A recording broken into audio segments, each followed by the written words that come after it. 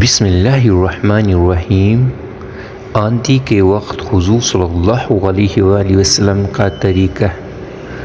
حضرت عائشہ رضی اللہ تعالی عنہا فرماتی ہیں کہ جب ابر آندھی وغیرہ ہوتی تو حضور اقدس صلی اللہ علیہ وسلم کے چہرہ انور پر اس کا اثر ظاہر ہوتا اور چہرے کا رنگ فک ہو جاتا تھا، اور خوف کی وجہ سے کبھی اندر تشریف لے جاتے، کبھی باہر تشریف لیتے اور یہ دعا پڑھتے۔ ترجمہ: یا اللہ، اس ہوا کی بھلائی چاہتا ہوں اور اس ہوا میں ہو بارش وغیرہ، اس کی بھلائی چاہتا ہوں، اور جس غرض کے لیے بھیجی گئی ہے اس کی بھلائی چاہتا ہوں۔ یا اللہ، میں اس ہوا کی برائی سے پناہ مانگتا ہوں اور جو چیز اس میں ہے اور جس غرض سے یہ بھیجی گئی ہے اس کی برائی سے پناہ مانگتا ہوں۔ اور جب بارش شروع ہو جاتی تو چہرے پر انبساط شروع ہوتا۔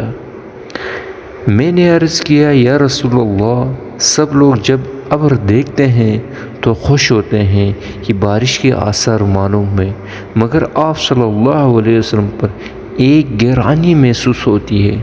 حضور صلی اللہ علیہ وسلم نے ارشاد فرمایا، عائشہ رضی اللہ تعالیٰ عنہ، مجھے اس کا کیا اطمینان ہے کہ اس میں عذاب نہ ہو۔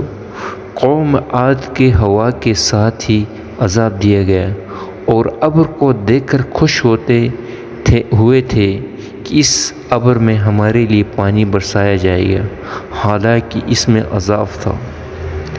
اللہ جل شانہ کا ارشاد ہے، فَلَمَّا رَأَوْهُ عَارِضًا مُسْتَقْبِلَ أَوْدِيَتِهِمْ،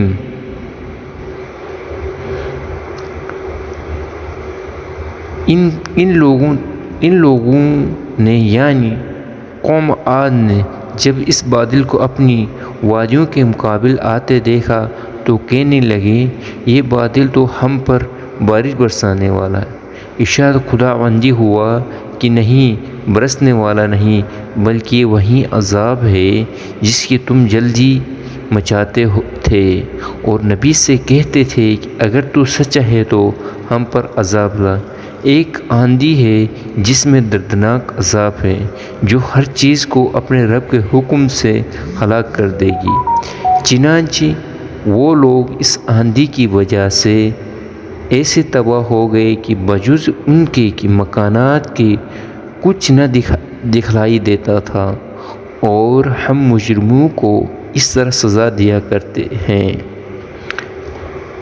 فائدہ یہ اللہ کے خوف کا حال اس پاک ذات کا ہے جس کا سید الاولین و آخرین ہونا خود اسی کے ارشاد سے سب کو معلوم ہے۔ خود کلام پاک میں یہ ارشاد ہے کہ اللہ تعالیٰ ایسا نہ کریں گے کہ ان میں آپ کے ہوتے ہوئے ان کو عذاب دیں۔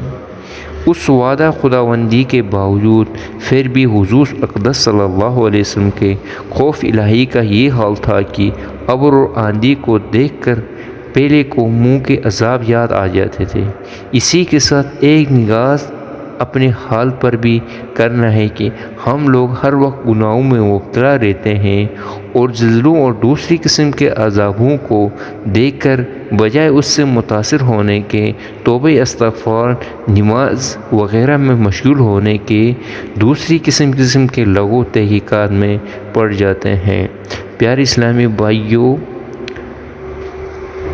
ایسی اچھی ویڈیوز اور صحابہ اور نبی صلی اللہ علیہ وسلم کے واقعات سننے کے لیے ہمارے لو پاک چینل لازمی سبسکرائب کر لیجئے تاکہ ایسی اچھی ویڈیو آپ کو بر وقت مل سکیں۔ جزاکم اللہ خیرا، جزاکم اللہ خیرا۔